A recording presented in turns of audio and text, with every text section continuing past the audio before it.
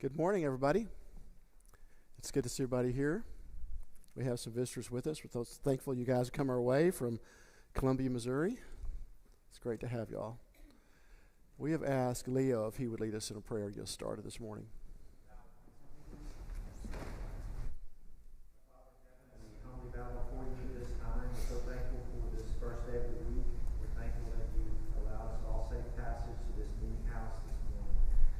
Father, we're so thankful that we can gather together as your children. We're thankful for this opportunity that we have to engage in Bible class. We're so thankful for Tim and all of his knowledge and his experience in teaching us and equipping our kids for life. And we're so thankful for the classes that we've had and all the things that we've been able to learn and apply in our lives. Father, we pray for each family. We pray for the community and the families and love. And we pray that each of us will always take responsibilities as parents seriously, and that we will be good example to others. Father, again, we're thankful for this hour. In Jesus' name, amen. Thank you, Leo. As mentioned by Leo, this class is called Equipping Our Kids for Life, and it's looking at what God's Word has to say about our families, our home and family life. And so last week we were talking about the question of sibling rivalry, and we said that was very common in most families. And in most families, it tends to work its way out over the years. In some cases, it doesn't work its way out. So we're going to continue with that. We didn't quite finish with some strategies to deal with sibling rivalry, so we're going to talk about that in just a moment. Let's begin with our memory verse. We have a new memory verse this time around. Whoops, I got to turn it on. Always forget that. So we are memorizing this month, the month of September, Matthew chapter 5, and it'll be verse 11 of the Beatitudes.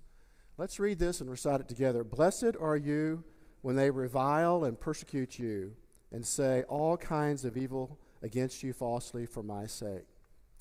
So Zach put out a new memory verse roundup partners list that came out this morning. If you didn't see it, I'm sure he's got a list printed off that he can direct you.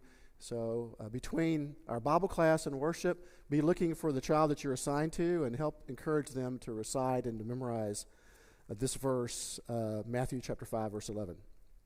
So we talked about sibling rivalry, and we looked at Old Testament examples, and there's a bunch of Old Testament examples we said last week about this. And in the cases of Cain and Abel, and Esau and Jacob and his 12 sons, and then King David's handling of the issue that occurred between Tamar and Amnon and Absalom, are all bad examples. The only good thing is it's helpful to us, right? We can learn from the mistakes of those individuals. We talked about some important lessons and takeaways, and we were about to talk about some practical strategies when we ran out of time. And so we said that sibling rivalry is common, but it can become unhealthy. In fact, in some 20 to 25% of adults, sibling rivalry carries over into their adulthood, and it leads to them being estranged. Now, we do know that sin can separate siblings, right? But I think this is a broader statistic that we have here, that for some reason siblings don't come out of the family with strategies in place or a way to deal with and manage rivalry that occurred when they were at the home. So here's what we talked about, just some practical steps. Drop the labels. So we said that when it comes to our kids, it's easy for us to identify them as being the athletic one or the good eater or the smart one, those kind of things. But when we label our kids, we may intentionally shelve them into one role or the other, whether they like it or not, and create comparisons for their siblings. So this is a dangerous thing to do. It's certainly something that we should really, really watch. The good news is when we drop the labels, we can give that not-so-athletic child a chance to shine, even if he's not, the star of the team. We can give that straight B student the opportunity to be proud of her hard work. And so just an idea to think about. Drop the labels, especially labels that they would identify that you think that's what they are. Second one, we talked about arranging for one-on-one attention. This is, as I mentioned last week, one of the key reasons kids fight is why. Fight? Well, they're selfish by nature, right? But also because they're trying to gain attention of their parents. And in some cases, even negative attention is better than no attention at all. So to satisfy your kids' need for attention, one-on-one time is really, really important. And some of you are really good about this. And this may be 5 or 10 minutes a day, as often as you can during the week. Intentional, child-centered attention every day. It's their agenda, not our agenda. No distractions. Putting down our phone, don't answering email, turning off the show we're watching, and just making sure we are focused on that child and what's important to them at that time. That will pay huge dividends to minimize sibling rivalry. And just interrupt me if you have any questions or if you had any experience with any of these strategies, and we'll just keep going. Number 3 is teach problem-solving skills. We said that childhood is the training ground for adulthood, right? So our families are where we teach our kids to be adults, to be husbands and wives, and to be good fellow brothers and sisters in Christ, where to be good workers, where to be good citizens, right? But that only works if we teach them, right? Problem-solving skills to be able to get along with one another. And here's just some ideas, right? So we're going to talk about, the easy thing to do is just to ignore it and let the problem go away. And in some cases, once they have problem-solving skills, that may not be a bad strategy, right? Once they know how to deal with interpersonal conflict. Things like the concept just of taking turns, that toy, there's just one toy and there's 3 kids, you got to take turns. It's simple, right? And then just learning how to cope and deal with their anger. The strategy of teaching our kids to walk away, to count to 10, to take deep breaths, to separate, all those things are just basic, right? But those are problem-solving skills that will carry over into their adulthood. Can you imagine if you didn't have those skills and you were at work and somebody mistreated you? How would you deal with that, right? So we need to learn how to deal with these things. If our kids clearly can't reach an agreement, or if the fight escalates, then we may have to step in, right? But we shouldn't take sides. We should listen to each child's version of what happened, and then without placing blame, see if they can come up with solutions together, right? Collaboratively, problem-solving solutions together, if that can happen. If they can't come up with solutions, then it's time for you to introduce them, right? Make some suggestions. Let's go on to this one. Stay out of the weeds as much as possible. Once they have problem-solving skills, it may be better to give them a chance to work it out on their own. Let them see if they can just resolve it themselves, right? And, maybe step in a little bit to encourage a solution here and there, but that's all part of the training. And then this next one, put them all in the same boat. What do you think that means? Put your kids all in the same boat. I know you guys have done this, right? Yes, Dorothy?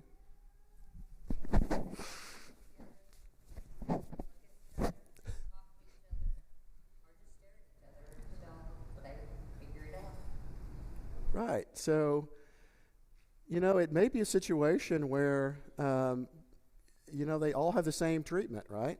So if you can't come up with a solution for the problem, then nobody gets what they want, right? So we're all in the same boat. None of us get what we want, so we really should try to figure out a way to make this work so that we take turns, or we share, or we play together, or whatever, right? So think of that. Put all your kids in the same boat as a strategy. All right. So this is all a learning process, right? Especially for young kids. Little kids, 1 and 2 years old, 3 years old, it's really tough to deal with sharing, right? You remember those years with your kids? Really, really tough. So it's all part of the learning process. And we can give them some skills to help them manage and to resolve their own conflicts. Okay, any comments? Any other strategies that you use in your home for sibling rivalry, unrest, just trauma in the home, conflict in the house? Stephen? Maybe a little bit older, but have them work on things together to give them a common task to do it for the household, but they have to do it together. Yeah. So it gives them more time to practice those skills as they work. Yep, working collaboratively. Yeah. Coordinating with one another, right? It's just not about themselves. Common mission, all those things. Okay. So our subject this week is building self-esteem in our kids. So let me ask you this. Some of you may be thinking, Tim, here you are going down the child psychology path again. What is so important? And is this even a Bible topic? You know, this topic of self-esteem or self-worth or self-confidence of our children, is this a Bible topic? Should we even be talking about it today? Yes, Dan. Because they need to understand their value of God. Christ died for them as well. And that they understand that they have a value before God. I think it also goes into how you teach them about their faith. Their faith is about them and what they're worth, their relationship with God. And if they don't have a value for themselves and a value of their soul and a value of what becomes of that, then they're going to have a hard time building their own faith. It's always going to be, well, it's what mom and dad did. And then when they get out of the world and that's challenged, they don't see it as a value to them and their soul and who they are. They're a lot more likely to abandon that faith, in my opinion. Very good points. Tanya? Yeah, to kind of piggyback on that, I think there's so many areas where God talks about how, everything from creation and how beautiful it was and how we're made in His image and how He gave us all different skill sets and different abilities, not just to do everyday tasks, but also to share the gospel and connect with people. So I do think that healthy self-esteem is important. We know that we're not to be arrogant. We know we're not to be conceited. But healthy esteem, I feel like, is definitely expressed throughout the continuum of the word. I think, Stu, did you have one? Yeah. I think the Bible is clear and teaches how we should act towards one another. Also talks about how we see ourselves in terms of humility and submitting ourselves. And so to be able to do that, you have to have your self-esteem. You have to have your vision of yourself in an appropriate manner. So I think it's very much on Yep. Very good point. Stephen? I think if we just think about passage Colossians 3:21 about being concerned about causing our children to become discouraged. Well, the antithesis of that is to be encouraged. And so we don't want to be the source of discouragement by devaluing their self-worth. I agree with all of you. I believe that if we're going to honor the commands of Colossians and Ephesians to not provoke our children to wrath and to bring them up in the training and admonition of the Lord, that involves not only spiritual, it's spiritual, definitely, right? But it's not only spiritual, but it's physical, it's mental, it's emotional aspects of our children for all the good reasons that you talked about. So let's go on. Yes, Tony? Teach that we are to love our neighbor as ourselves. So we are to have love for ourselves. But, the thing somebody mentioned, we're not to be arrogant. But there is we're created in God's image. So we are to have some kind of love for ourselves, not in an arrogant way. Yeah. Great point. Let's look at this quote. And this author, this is, quote, a Christian author. We talked about that, right? Quote, Christian author, on this subject of children's self-esteem. And this person is going to make a bold statement. And I want to see what you think about this. And so let's look at this. This is Dorothy Briggs from Your Child's Self-Esteem. Self-esteem is defined as how one feels about himself. It is not a noisy self-conceit, but rather a quiet sense of self-respect. When you have it inside, you're glad that you are you.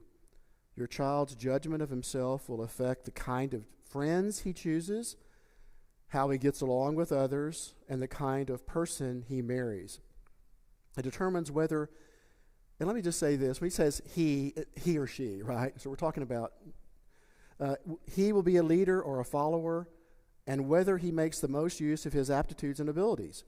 It will have a direct bearing on how he lives all parts of his life. That's the bold statement. It will have a direct bearing on how he lives all parts of his life. Is it really that important? Dorothy Briggs thinks it is. Tanya? Yeah, I think it's very important. I think about past lessons, like y'all talk with the kids about when you go off to college and don't forget God. Part of that is self-esteem. If your self-esteem is low, the chances of you making poor choices with relationships and decisions is pretty high. So to be able to have that inner love for yourself and know what God expects of you and to feel good about yourself and to feel like you're worthy of good things, I think a lot of Christians struggle with self-love. I think a lot of Christians struggle with forgiving themselves, but yet we're supposed to forgive others. So all of that to me ties into self-esteem, and it very much impacts around the continuum of your life. Yes, Stephen? I think we're not careful, we can also cause in our children very bad obsessions or passions that they're just focused on because, I'll give you an example, if I'm called stupid as a child or berated or called names, eventually I'm going to try to prove them wrong, possibly. Right. Possibly. It could go that way. You could become obsessed with that, trying to put that away and think that that is the most important thing for you to spend your life on is that particular thing, rather than what God has established for you to be and what you really are in His eyes. So those things can be impactful. Absolutely. Let's look at, and I agree with you. I believe this is a very, very important topic. Let's look at what God has to say on the subject of self-esteem, self-love, and it's already what some of you have already mentioned, by beginning with the principle of what it means to love ourselves. Let's look at this passage. So Ephesians 5:28 through 29. So husbands ought to love their own wives as their own bodies. He who loves his wife loves himself. For no one ever hated his own flesh, but nourishes and cherishes it, just as the Lord does the church. So beginning with this principle of loving oneself, God teaches us we must first love ourselves, right? And then love and respect our spouse, our neighbor. And that would, of course, extend down to our families. Unless we respect ourselves, how can we respect our spouse and our neighbor? It's very difficult to give away what we don't already have, and that is love of ourselves. So, and this self-love is not promoting self-conceit. It's a sense of self-value, self-worth, that we are valuable in the eyes. We're created, we're valuable in the eyes of our Creator. And then when we think about this, we need to talk now about this concept of nourish and cherish that we have in this passage. So what does it mean to nourish? Right? We all need nourishment, right? In this passage, I believe it means to bring out the best in someone, our mate or our children. And then this concept of cherish it. I think we all know what that means, right? We cherish our children. It means to, literally, in this passage, it means to warm or to heat or to foster. The concept is a mother hen who warms her chicks by setting on the nest and protecting those young chicks. You ever tried to grab a chick from a mom? That's going to be, you're going to have a fight on your hands, right? So this concept of protection that comes through this term cherish. We see this, I think, in this next passage, in 1 Thessalonians 2:7. But we are gentle among you, just as a nursing mother cherishes her own children. This is written here by, the writer. And so, within each of our kids are traits and characteristics that need to be nourished and cherished. And so, I believe that it's our responsibility as parents to try to figure out what skills and abilities, what innate abilities our kids have, and to the extent that we can, to foster those, to nourish those skills and abilities. And to the extent that our children have weaknesses, whatever that may be, to try to do what we can to protect them and to teach them strategies to build or to mitigate those weaknesses. Now you're saying, now Tim, you've gone way overboard here. Way overboard. So now I've got to raise the kid, I've got to feed the kid, I've got to provide a house over the kid, and now you're going to tell me I have to really know my child that well to know what they're really good at and what they're really bad at or weak at? Yeah, I think so. I think that's part of our responsibility to do this, fulfill this command to nourish and to cherish. This is the way that we build healthy self-esteem in our kids, right? And we're going to talk about that throughout this class, right? Let's talk about what happens when self-esteem is low or non-existent. Let's just talk about some characteristics that you would see in a child with low self-esteem. They're self-critical. They're hard on themselves. They feel like they're not as good as other kids. Put themselves down. Yes, Dan. Previous slides, and I want to bring out, you don't have to go back. When we talk about love, this is a place where it's really important to talk about the different kinds of love in the Bible.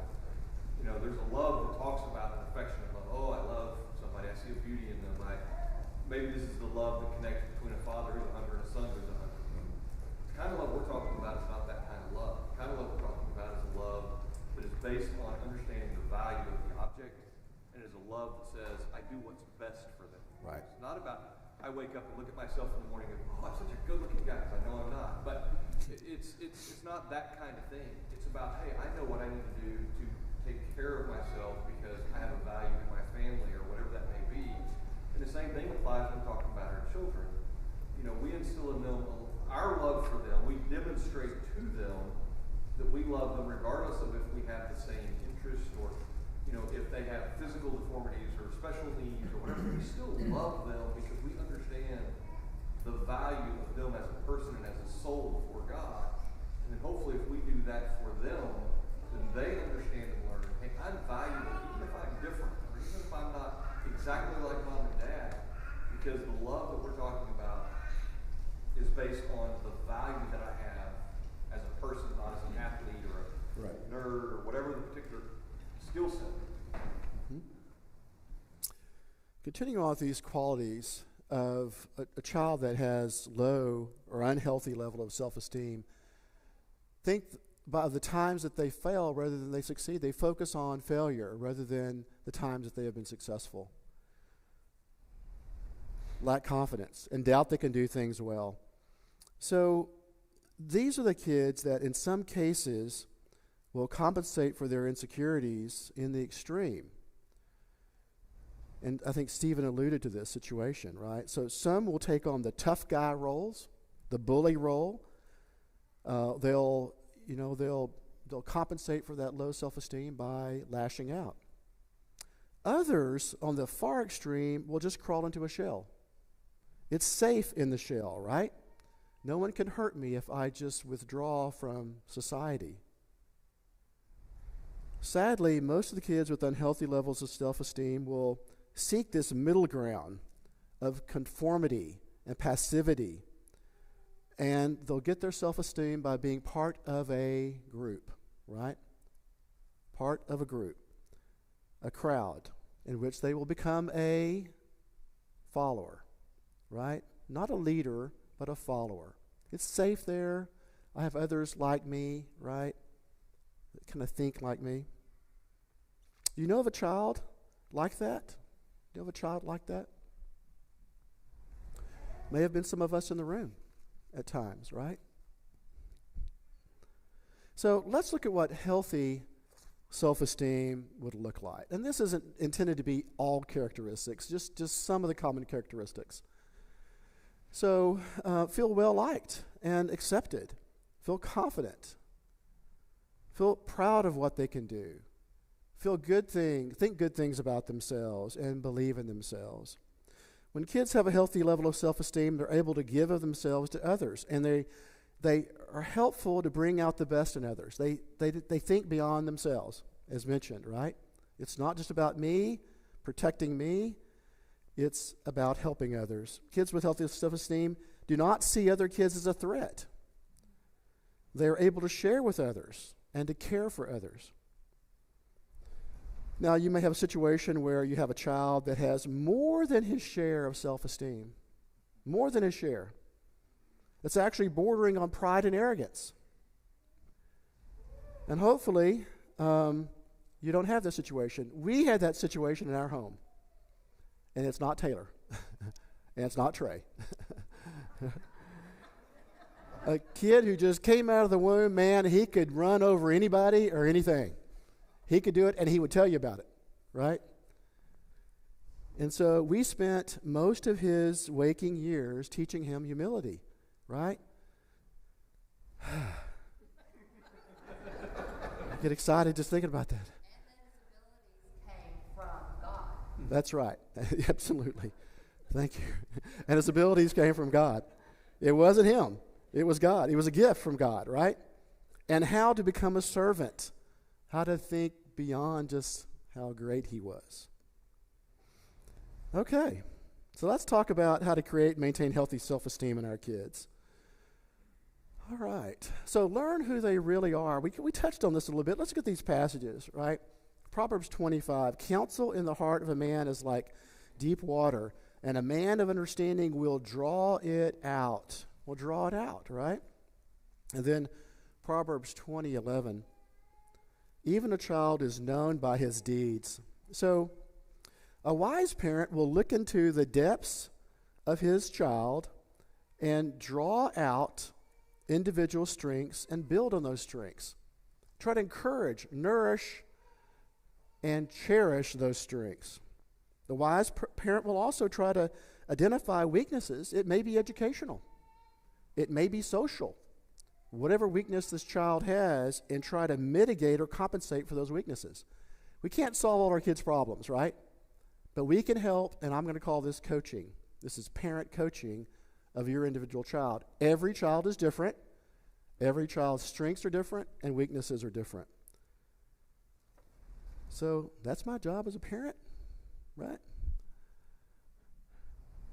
Help them find a career where they can be successful. I think the wise parent will help them find a career, identify their innate abilities that will be naturally easier for them to be successful at, to help them on their way.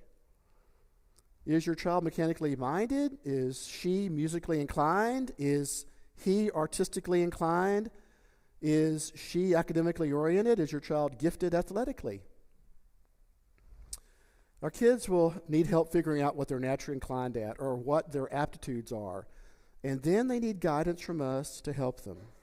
Now, there's a lot of you in this room who know what your kids' strengths are. And you're definitely supporting them in that, right?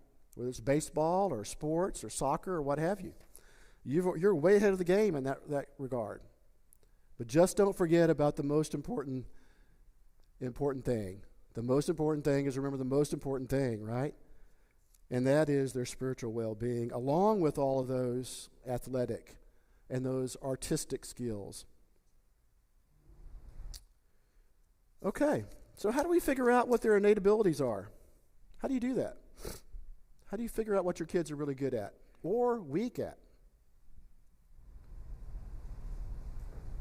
Yes, Stacy. Spend time with them, yeah.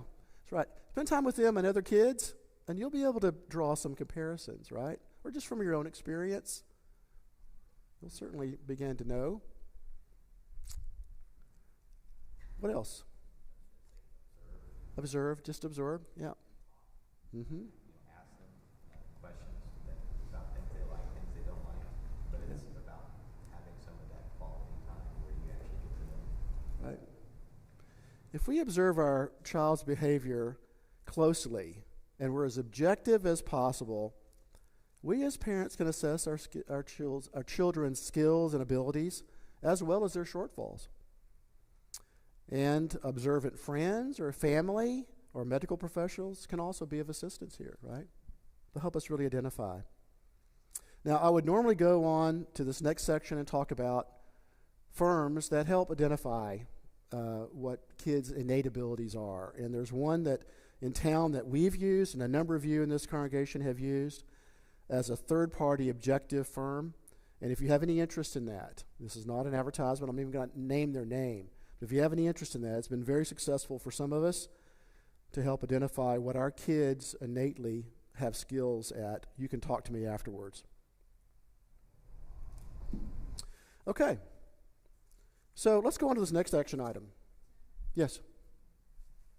Another part of this is as far as like learning what the physical traits or the innate traits are is helping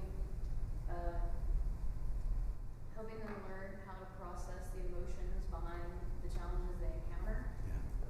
I think the easy one to approach is anger, because there's so much of you do not do anger this way, but we need to approach all the emotions of this is what I feel and how to get it out of our body.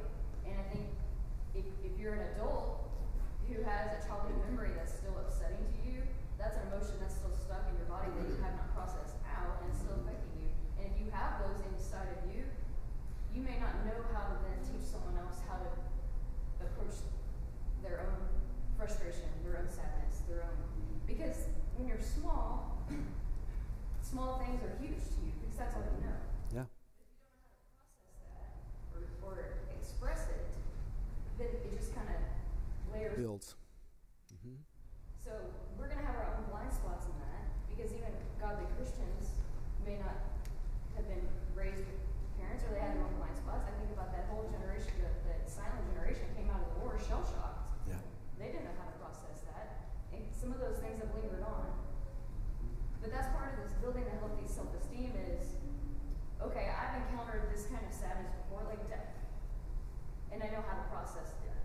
So that maybe a death in the family now does not land on you like a load of bricks if it comes on suddenly.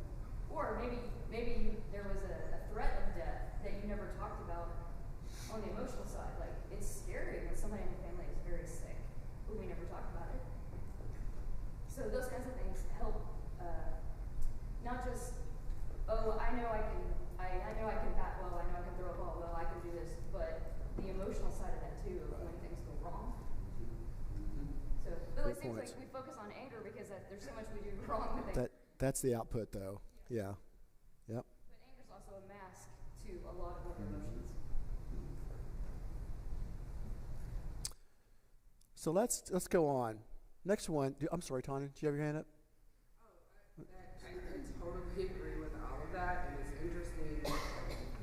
At work, I'm working on an empathy curriculum for healthcare professionals that covers emotional intelligence, because so many adults do not know how to manage their emotions. So all of that is so on point.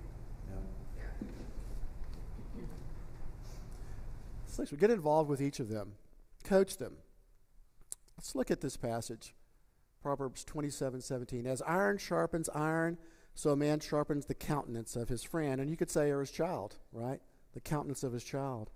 Iron does not sharpen itself by itself. It's a hands-on kind of deal. We have to grind the iron with a stronger object. That's us. We're the stronger object. We're grinding our children.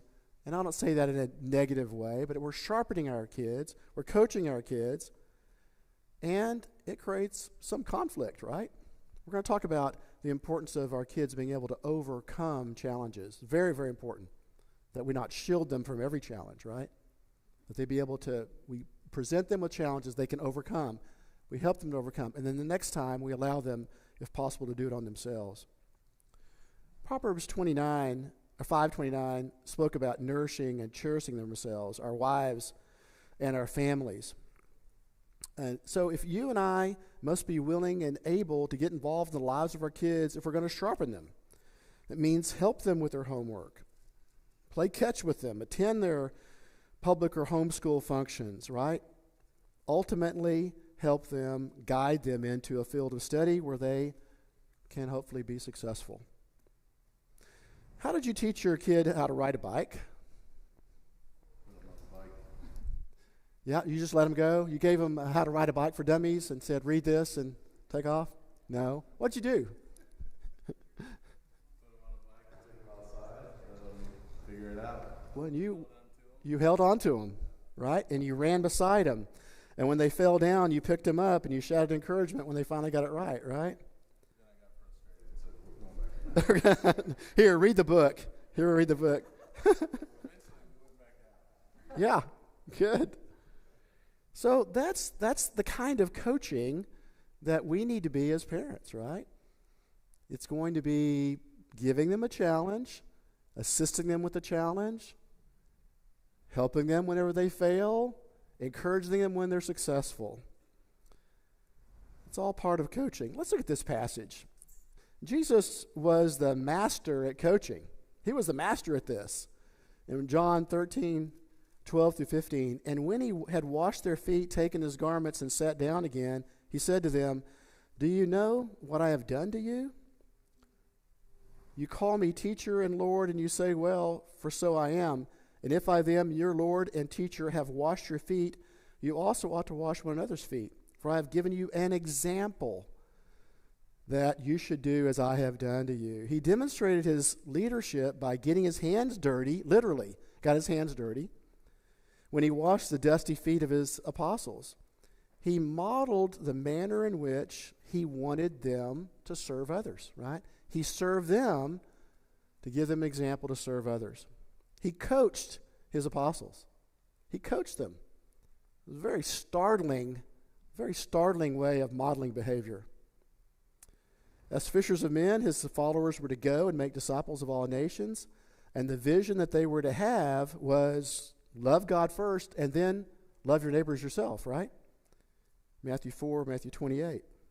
And to carry out this vision, he modeled to his apostles and his disciples, anyone who heard about this, witnessed this, how to be servant leaders. We are to coach the same way.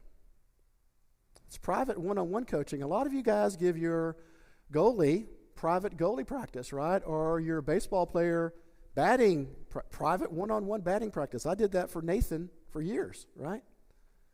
To make him better, to make him stronger. So what about one-on-one parent coaching, right? Parent coaching. So how does this apply to us, as parents today? I believe that this is one key to equipping our kids for life. For success in this life, more importantly, the life to come. There's just one passage from one of these Christian writers, a quote from Ken Blanchard. It says, "Coaching is the most important servant leadership element of parenting. Once goals are clear, parents are available on a day-to-day basis to help their children win by accomplishing their stated goals. You can't emphasize enough that day-to-day coaching can be effective only if the vision work and clear goal setting are done first." Not just in physical things, but in spiritual things. We'll bring that back around here in just a minute. So whatever goals we set for our kids should be in their best interest, not in ours. If we learn who they really are, what they're capable of, and what they're naturally inclined to do, then we can help them set goals for themselves. For spiritual goals as well as other goals. It may be academic, it may be athletic, it may be career goals. So on this subject, no one, by the way, on this earth knows your child better than you, right? But sometimes we can be blind to our own children. So this would be another opportunity for you to use the secret weapons you have in this congregation, right? Your brothers and sisters who love you, who may know your children, and who would be willing to assist you in this area. Let's go on to the next point, and that is to believe in and bless each one of them. So it's a quote, and I hesitate to put this one in, but we have it here. Where do we go? Words are influential for a simple reason. Each word or phrase spoken to a child carries with it an underlying message about the child and his relationship to the world. Once a child internalizes this message, it becomes a belief that governs his future experience. So let me just give you a little experiment here. Think back on your childhood and recall someone who said something negative to you. It might have been a negative word or a phrase or a sentence that may have been spoken to you by a parent or a relative or a teacher or perhaps another child. Something like this. It may have been something like this. You'll never amount to anything. What makes you think you're so special? Can't you do anything right? When will you ever learn Why can't you be more like your brother or sister? It's all your fault. You're such a bad girl or boy, and the most cutting of all, I wish you had never been born. I hope none of those things were ever spoken to you. I hope none of those things. But if you recognize any of those statements or anything negative from your childhood, you know how cutting and how permanent those things are, right? What we need to do is to bless our kids. And let's talk about that. So, blessing our kids, only a deity can bless someone, right? No, I don't think that's right. Let's look at that. Matthew 10:16. And he took them up in his arms and laid his hands on them and blessed them. So what's the situation here? The situation is that children were brought to Jesus, and the disciples reprimanded the parents. Said, don't bother Jesus with these kids, right? Remember that? But Jesus immediately rebuked the disciples. He encouraged the children to come to him. And he blessed them. What did he do in his blessing? He took time for them. He tenderly showed them affection and attention. And he used a tempered tongue, a very balanced tongue with the children. To bless our children means we must, one, know our child well enough. We must identify their strengths and weaknesses, give them help where we can, coach them, and then do everything we can to help them succeed. And to see the blessing grow in the life of a child, we need to verbalize constantly this message, right? And what is that message? What is the message that we're giving to our child? I think you said it, Dan. The message is, you're a child of God. You are created. You are loved by God, your creator, and by us. We may not like some of the things you do, right? But we're going to love you, and God loves you. That's the most important thing. So when our kids see us, do they see a parent that is beaming with love and encouragement and a kind of you can do it attitude? In other words, we're the biggest fan, their biggest fan? Or do they see put downs and negativity, or someone who is just too busy for them? Proverbs 25:11 says, a word fitly spoken is like apples of gold in settings of silver. So let's go on. We have just one more, then we're going to get to this discussion question. Remind them of God's and your unfailing love for them. We've already talked about this, right? And so we're not going to read this passage, but one of the greatest things we can do for our kids is to build in them a sense of God-created and God-designed self-worth. Regardless of what happens to them or doesn't happen to them, they need to know that they are a child of God. God loves them and we love them. So to equip kids in our homes to know who they are and whose they are. Who they are and whose they are. In other words, kids who are secure in Jesus Christ, confident in knowing they're a product of God and loved by God and loved by us. If we can do that, we'll have done our job well, right? We will equip them for this life and for the life to come. So do we have another key parenting principle that we'd like to throw up there before we go to the discussion questions? I have one. It is, we should build upon our child's strengths and try to minimize their weaknesses. We've already talked about the importance of them knowing they are a child of God. That came earlier in this class, right? And knowing that we will love them. May not always love their actions, but we love them innately. And it's that agape love that Dan talked about. Let's go on to our discussion questions. We've got, I think, about 5 minutes until we're done. We didn't get to go to finish this last week talking about sibling unrest, so let's look at a couple of these. After a study like this, and this was on sibling unrest, our thoughts are drawn to our own brothers and sisters. If you're honest with yourself, you will have to admit that there were some sibling rivalry at times. If you could go back in time and change your behavior in relation to your siblings, what would you change and do differently? What would you change and do differently? Did you have issues with your siblings in your home? Nobody had issues. I had an older brother, and I was brutal to him. I was very, very mean to Don. And he was bigger and stronger, and so he took it out on me several times. You thought I would have learned, right? If I could go back, I would not be as mean to him. He didn't have a lot of advantages in life, and I would be much more kind to my brother. Anybody have anything, Ian? So I got along with my older sister and my younger brother pretty well. I didn't have significant sibling rivalry problems. I had probably more with my younger brother just because we did more stuff together and had similar interests but different ideas about things.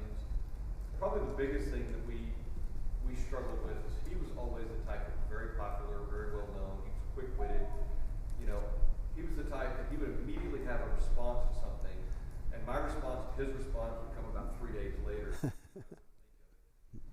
I think if I could go back and handle that differently, I think there's ways in which I might have had better relationships with others. I could have learned some of his skills of interacting with people, and how to have better generic social relationships in some ways, and just recognize that even though he was, almost 4 years younger than I was, he had some things that I could learn from. Years later, we finally got there, and we have a very good relationship today. But I think there are some things I could have benefited from had I adapted. Instead of being, hey, you're just way too friendly and blah blah blah, and just kind of develop a better relationship. Anyone else? Let's go on to this next discussion question. So, whoops. I think it's this last one. Oh, here it is. There it is. Think about the families discussed in this lesson. That was on sibling rivalry. Remember all the Old Testament examples that we have. How could disaster have been avoided in each of these families? A bit of a review.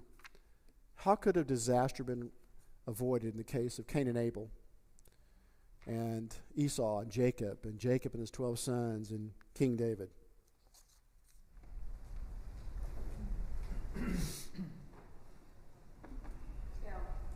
Yes. Yes.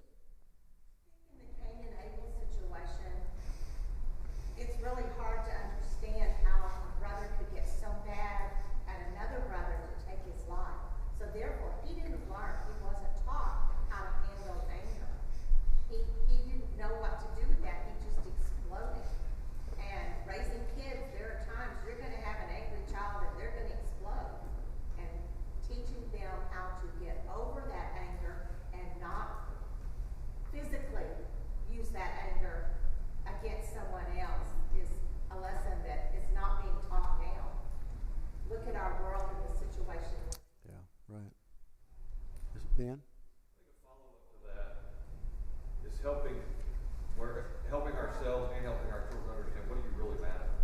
Where should your anger be directed?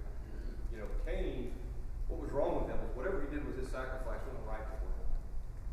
But instead of saying, I need to fix me and I need to make my relationship with God right, he was mad at Abel because God accepted Abel's sacrifice. So many times when we burst out in anger, we burst out completely at the wrong person of where our anger or our frustration or whatever ought to be. And most often, it ought to be with ourselves, from our own failures. When we turn around and take that out on others, and we need to learn that for ourselves and to teach our children. Yeah. Great point. Ryan? I think something that we try is anytime that there's not just anger, but cruelty or just meanness, that's what we try to stop. That there's no excuse for that directed at another person or an animal, whatever it is. And just in my own life, like I've seen children, like kids, do just incredibly, and I'm sure we all have, but killing other children and doing just horrible things. That there's no value to life, and that's what is so crazy just to think about. And it just helping to keep our kids to have a soft heart throughout their life, to where, just like the horrible event in Uvalde, like that should take all of us, like all of our breath away. Like we shouldn't get to a point in life where there's a callousness to that. even and see that in our kids. Because if it's like that in kids, there's no measured response. And I mean, they're capable of doing terrible things as well, like we've seen in Cain and Abel and all the other stories. Stephen, I think then we're out of time after you.